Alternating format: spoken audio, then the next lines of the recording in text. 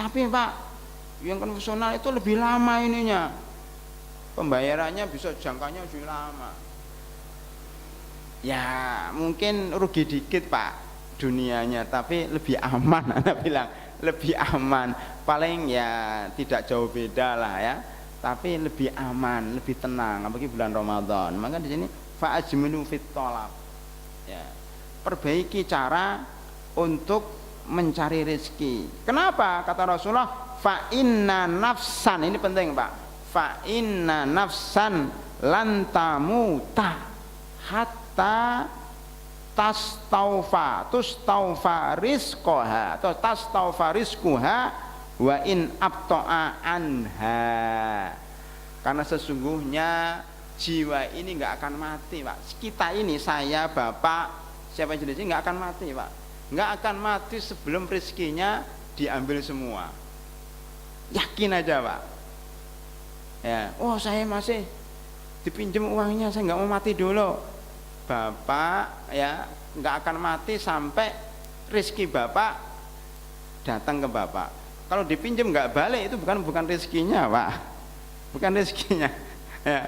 Barang yang dicuri dipinjam nggak balik itu bukan rezekinya. Kadang-kadang kita itu kalau nggak infak Pak, Allah itu maksa kita diambil hartanya dengan cara apa? Dicuri, dengan cara ya dipinjam nggak balik, dengan cara anak kita sakit butuh biaya yang banyak, dengan cara kita kena musibah.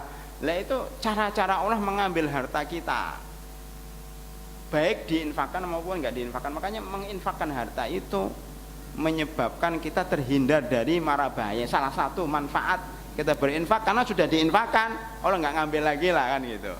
Ini Pak, makanya di sini kita tidak akan mati sampai Allah menyempurnakan rezeki kita. Artinya kalau dalam perusahaan Pak, orang itu tidak akan di PHK sampai gajinya diberikan semuanya.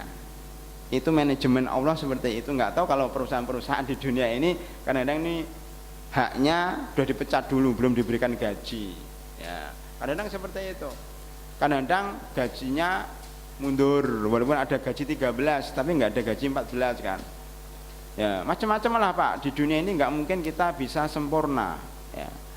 Tapi Allah pasti tidak akan mati manusia itu sampai rezekinya sempurna. Makanya nggak usah khawatir Pak kalau kita nggak dapat rezeki, karena nggak mungkin. Imam Syafi'i, saya ingat sekali bagaimana beliau menulis syair-syairnya, in ana istu ma'adimu kutan wa in ana mitu ma'adimu qabra himmati himmatil muluk aral mahanata kufra.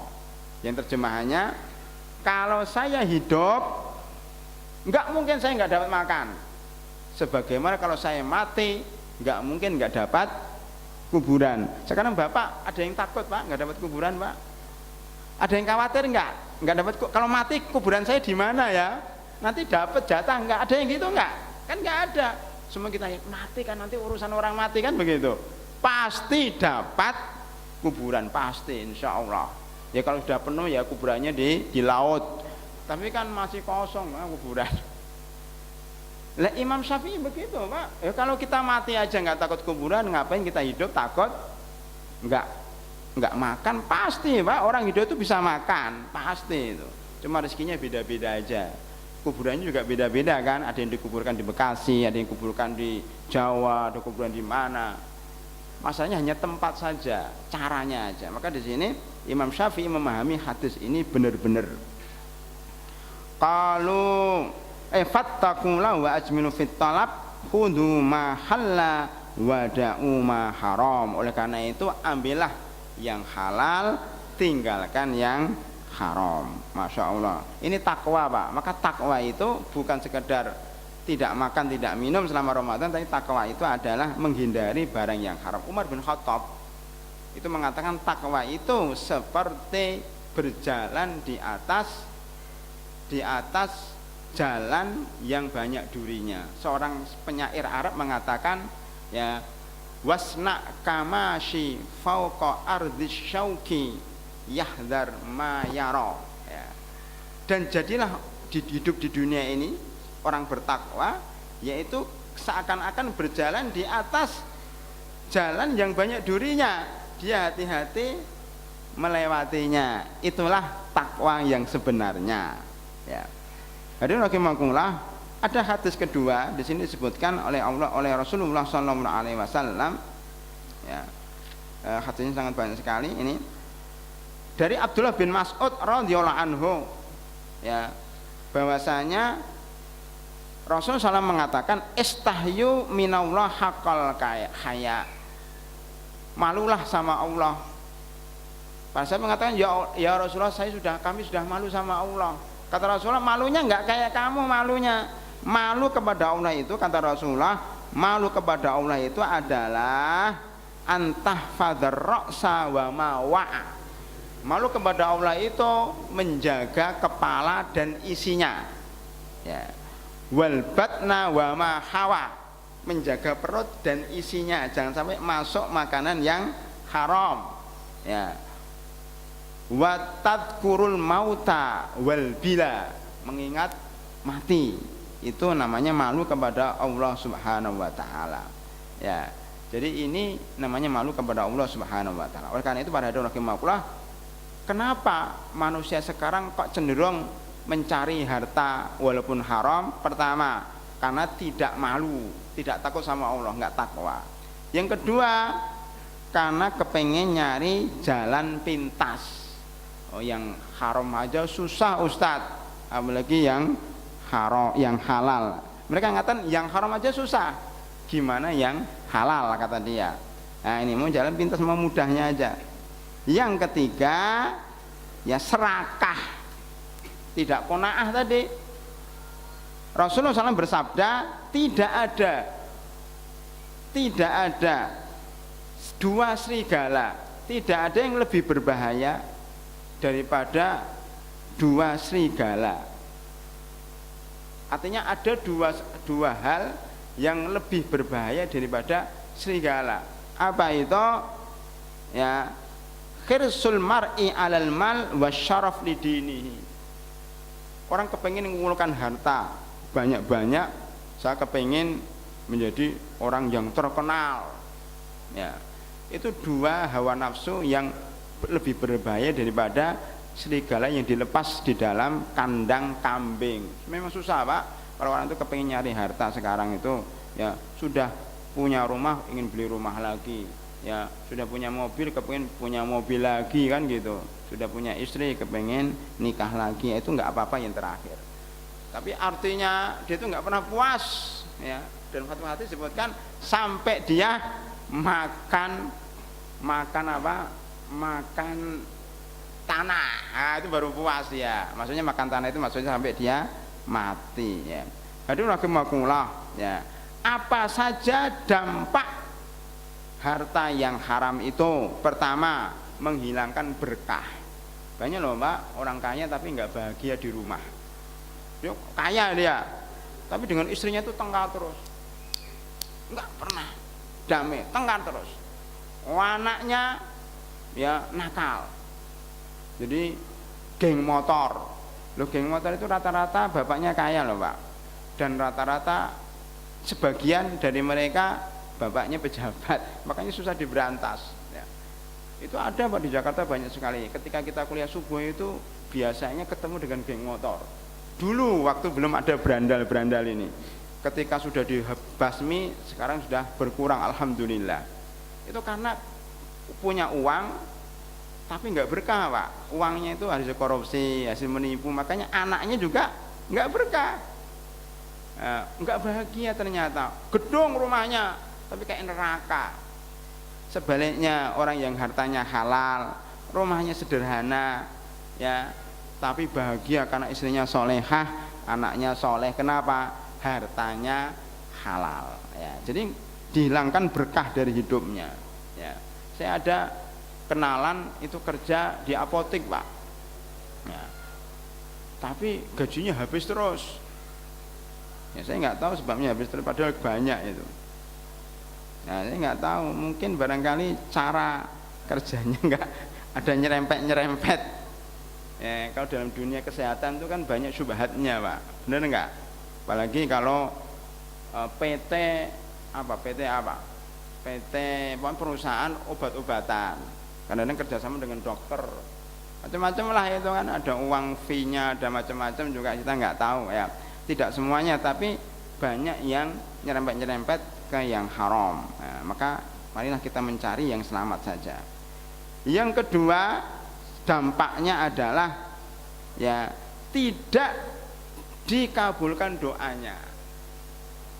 Ya Pak, banyak orang berdoa 40 tahun lamanya, enggak diterima oleh Allah. Ramadan selama 30 tahun dia berdoa tapi enggak pernah mustajab. Kenapa? Barangnya haram. Di dalam hadis disebutkan seorang laki-laki datang ya dari jauh, safar. Orang safar itu kan doanya mustajab Pak, orang safar itu. Tapi dia sudah safar, pakaiannya lusuh, rambutnya kusut, mengangkat tangan. Ini semuanya adalah potensi untuk dikabulkan karena dia safar. Orang safar itu lupa dunia Pak, walaupun naik pesawat, ya kan Pak. Orang safar itu nggak bisa kemana-mana kan, walaupun naik mobil tapi macet mau kemana ya. Naik pesawat delay pesawatnya, gimana mau marah-marah nggak bisa, di pesawat nggak bisa kemana-mana, mau ke toilet goyang-goyang. Jadi memang safar itu nisful adab, kata Rasulullah SAW, setengah adab. Makanya jika safar selesai pulang. Makanya safar itu karena jauh dari dunia, doanya mustajab. Itu satu. Dua, makanya nggak terurus itu, pakaiannya nggak ganti 3 hari kan gitu. Jadi memang repot safar itu. Kedua, makanya pakaiannya lusuh. Kemudian yang ketiga, ngangkat tangan. Ngangkat tangan termasuk salah satu ya potensi untuk di mustajab, dikabulkan oleh Allah Subhanahu wa taala. Salah satu cara agar doanya dikabulkan oleh Allah itu ngangkat tangan. Kemudian dia mengatakan ya Rabbi, ya Rabbi, ya Allah, ya Allah. Itu termasuk cara supaya doa kita mustajab. Jadi ada 3, safar, kemudian jauh dari kesenangan ya, kemudian yang ketiga adalah ngangkat tangan, keempat mengatakan ya Allah, ya Karim, ya Hayyu, ya Qayyum, ya Razzaq, ya Fattah, ya Alam, ya Alim, ya Muhaimin, ya Jabbar, ya Qawi, ya Aziz, ya Mannan, ya Wahhab. 99 Asmaul Husna kalau kita baca sebelum doa itu mustajab. Mustajab ya. Jadi yang salah satu ciri doa yang mustajab itu menyebut sifat Allah, memuji Allah. Maka dalam surah Al-Fatihah itu Pak, doanya di mana Pak? Di akhir Pak. Pertama, Alhamdulillahirabbil alamin, Ar-Rahmanir Rahim, kan itu. Maliki yaumiddin. Ini pujian semua Pak. Iyyaka na'budu wa iyyaka nasta'in. Ya, menetapkan bahwa kita ini beribadah kepada Allah. Baru terakhir ihdinas siratal mustaqim. Ya Allah, tunjukkan kepada kami jalan yang lurus. Kapan? Setelah kita memuji, setelah kita bilang ya Rahman, ya Rahim, kan gitu. Maliki yaumiddin. Maka Fatihah itu termasuk doa yang bagus. Mau doa apa saja, sebutlah nama Allah dulu Pak. Jangan langsung doa, sebutkan dulu nama Allah. Nah ini ada orang safar, pakaiannya lusuh, ngangkat tangan, mengatakan ya Allah, ya Karim, ya Razzaq, ya Manan. Tetapi fa'anna yustajabu, tapi Allah tidak mengabulkan doanya. Kenapa? Karena makanannya haram, mat'amuhu haram, wa malbasuhu haram, pakaiannya haram, wa ghudhiya bil haram, dia hidup dari harta yang haram. Fa'anna yustajabu lahu, kata Rasulullah, bagaimana mau dikabulkan kalau semuanya haram. Jadi hati-hati Pak, kalau harta haram itu doa kita, sholat kita kadang-kadang nggak diterima oleh Allah. Makanya Abu Bakar Siddiq radhiyallahu anhu ketika tahu makanan yang diberikan pembantunya makanan dari dukun ya, atau makanan hasil penipuan, langsung dimuntahkan Pak, muntah berat gitu. Nggak mau dia, walaupun ada 1 biji atau 1 kerat roti itu masuk dikeluarkan lagi, saking kuat imannya ya, dia nggak mau ya, dagingnya itu daging yang tumbuh dari harta haram itu masuk neraka. Mungkin kita sholat, zakat, puasa, haji, tapi daging yang tumbuh dari yang haram itu di neraka. Nanti kaki kita di neraka, badan kita di surga, kan susah nanti. Makanya menghindari harta yang haram ya. Yang ketiga, harta haram itu sudah saya sebutkan akan menghalangi diterimanya amal ibadah kita. Yang keempat, merusak hati, Pak. Hati kita jadi susah memahami Al-Quran. Ketika dibacakan Al-Quran nggak masuk, Pak. Ketika sholat tarawih nggak bisa konsentrasi. Jadi ayat-ayat itu masuk telinga kanan, keluar telinga kiri, itu karena salah satunya hartanya haram, susah, tergetar hatinya. Idza tuliyat alaihim ayatuhu zadathum imana, itu susah. Ketika dibacakan ayat Al-Quran tambah imannya susah, Pak, karena tertutup dengan harta yang haram ya. Ini termasuk Fir'aun. Fir'aun itu didoakan ya oleh Musa, Rabbana liyudhillu, dalam surat Yunus ayat 88, Rabbana liyudhillu an sabilik Rabbana tmis ala amwalihim wasdud ala qulubihim. Nabi Musa mendoakan, ya Allah, Fir'aun itu hartanya haram karena mengambil pajak ya dari rakyatnya di luar batas, merampas harta rakyatnya, sehingga Fir'aun itu kemudian menjadi menganggap dirinya Tuhan. Makanya didoakan oleh Nabi Musa, udah hatinya mati, saya itu hartanya hancur, maka dia hancur, tenggelam. Qarun sebagai konglomeratnya itu ditenggelamkan di Mesir. Sekarang di Mesir itu ada namanya Danau Qarun, kalau nggak salah di daerah Fayum itu. Saya pernah ke Mesir, di daerah situ itu katanya danau ini danaunya Qarun. Dulu istananya besar banget, itu sudah nggak ada, berganti dengan danau. Sama Laut Mati, saya pernah kunjung ke Laut Mati di daerah antara Yordan Israel, dan namanya Laut Mati. Laut Mati ini warnanya hitam, tidak ada kehidupan di situ, mengandung garam, kandungan garamnya itu sangat banyak, sehingga kalau orang ke situ yang nggak bisa renang pun masuk aja ke situ, nggak tenggelam, Pak. Saya termasuk nyebur ke situ, bleng, naik lagi. Jadi nggak bisa tenggelam manusia itu, Pak. Naik terkapung-kapung. Ya, cuman airnya ini apa ya, perih. Kalau kita ceprat gitu kena air gitu langsung perih gitu. Makanya bahaya. Walaupun kita nggak tenggelam tapi kita nggak akan bisa melihat. Ya, maka harus bawa air tawar, kayak botol itu, aqua, renang gitu. Nanti kalau cipratan ngambil botol gitu, nah bisa jalan lagi.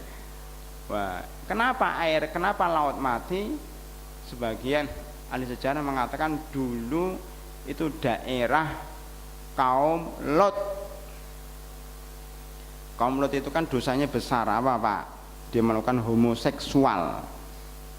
Ya, di Indonesia sudah mulai ada suara-suara kepengen menghalalkan homoseksual, bahkan dimotori oleh seorang intelektual, mengaku intelektual Islam, ya sudah profesor, tapi mengatakan homoseksual itu boleh-boleh saja, itu hak manusia. Naudzubillah min dzalik. Itulah yang membuat rusaknya Indonesia. Datanglah azab Allah, Pak. Terjadi bencana gara-gara menghalalkan homoseksual. Walaupun sampai sekarang pemerintah belum mengizinkan, tapi suara-suara dari para pengusung HAM itu kenceng banget itu. Ya.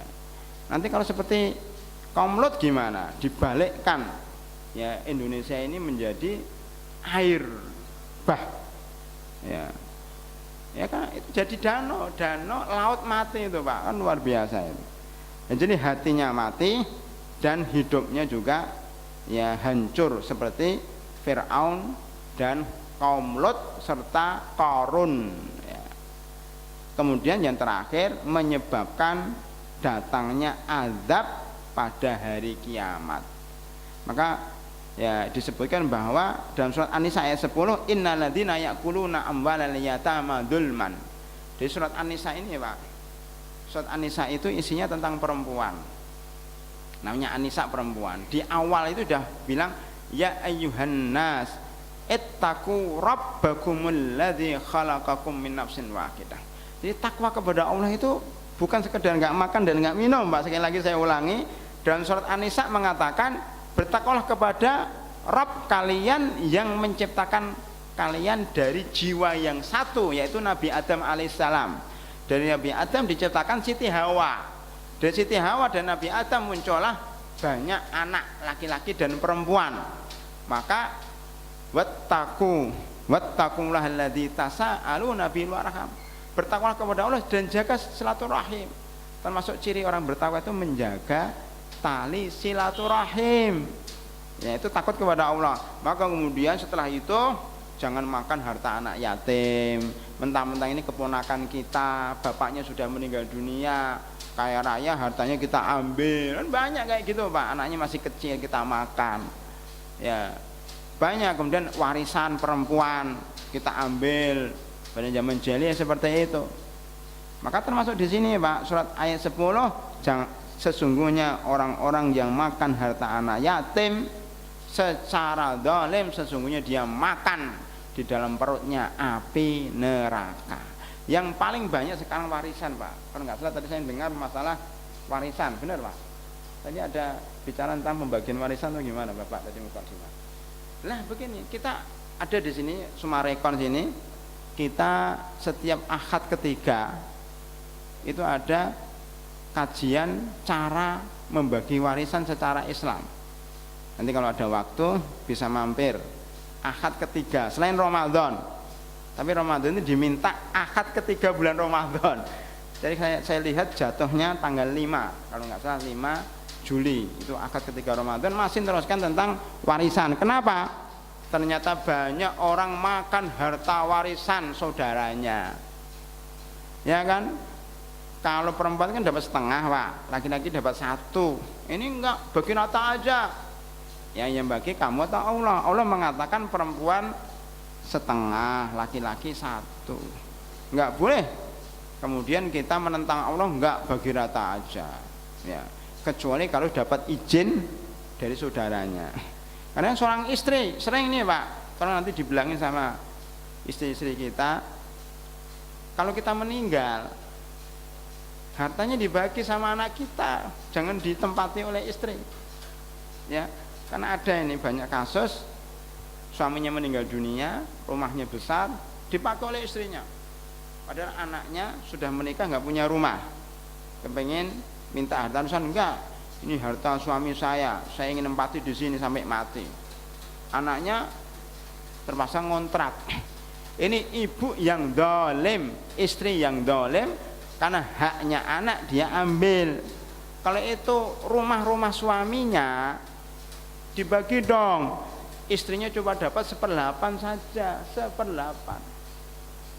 Walaupun istri kita ini semenjak nikah itu setia dengan kita, membantu ketika bisnis, ketika kerja, selalu menyiapkan bekal. Masya Allah, dari awal itu setia sampai kita kaya raya, sampai kita bisa punya rumah di titian kencana ini berkat kerja keras istri kita. Anak kita baru lahir nggak membantu apa-apa, tapi walaupun begitu istri cuma dapat 1/8, anak dapat sisanya 7/8. Kalau anak laki-laki, Pak, lo kan nggak pernah bekerja ini.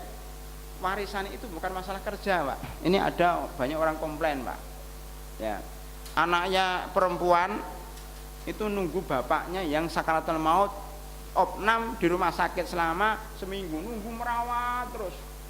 Ya, dari pagi malam selama seminggu sampai bapaknya meninggal dunia.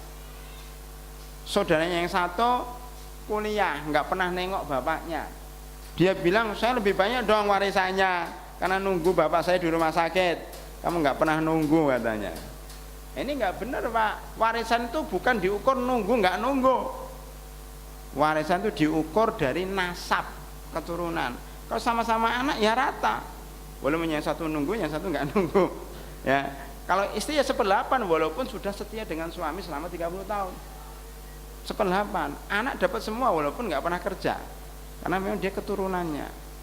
Loh, cuma kadang-kadang kita kan nggak tahu itu hukum warisan. Wah, ini saya sudah berjuang, saya ingin dapat banyak. Nah, ini haram. Ini menyebabkan kita jadi nggak berkah karena mengambil haknya saudara kita. Nah, ini bahaya sekali, Pak. Jadi selesai untuk bab pertama, yaitu rizki yang halal, yang tidak halal. Kemudian sebenarnya ada satu lagi, cuma barangkali mungkin sudah masuk sesi tanya jawab kalau nggak salah. Ya, saya masih ada setengahnya lagi, Pak. Harta yang sia-sia itu apa ciri-cirinya? Tapi karena mungkin waktu sudah mendekati maghrib, ya kita harus persiapan. Mungkin kita buka forum tanya jawab. Sebenarnya masih jam 5 ya, tapi nggak apa-apa lah ya. Nanti sisa waktunya untuk persiapan berbuka. Baik, hadirin rahimakumullah, barangkali ini mukadimah, nanti bisa kita lanjutkan dalam forum tanya jawab. Alhamdulillahi rabbil alamin.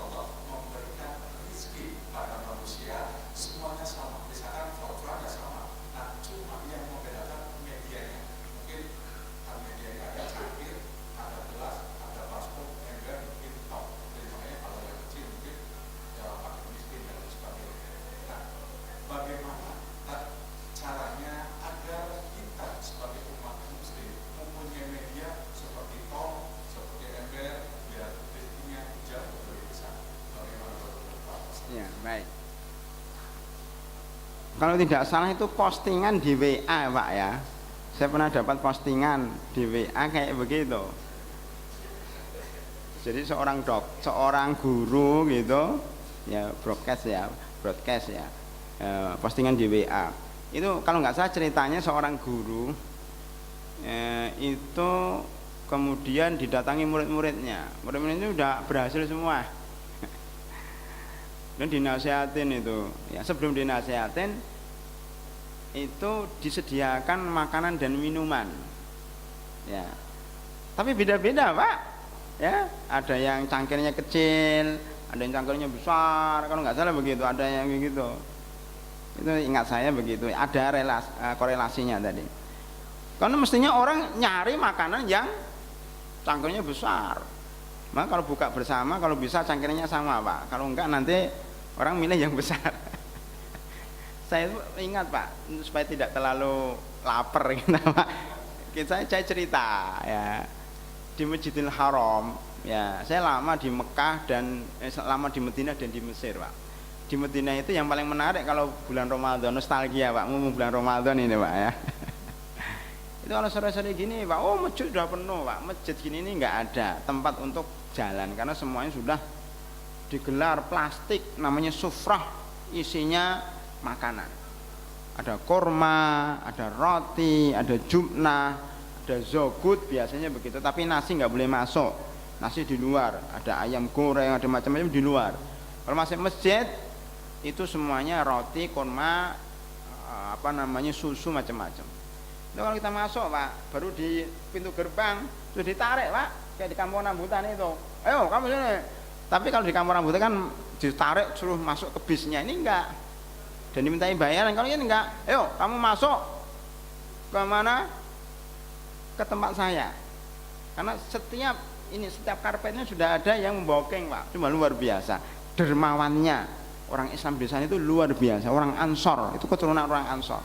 Setiap karpet sudah dibooking. Coba di titian Kencana ini, setiap karpet sudah ada yang booking tiap harinya. Kita tidak milih mana karpet 1, karpet 2, karpet 3. Itu macam-macam, Pak, makanannya. kita sebagai mahasiswa ditarik-tarik sambil noleh-noleh gini, mana yang rotinya besar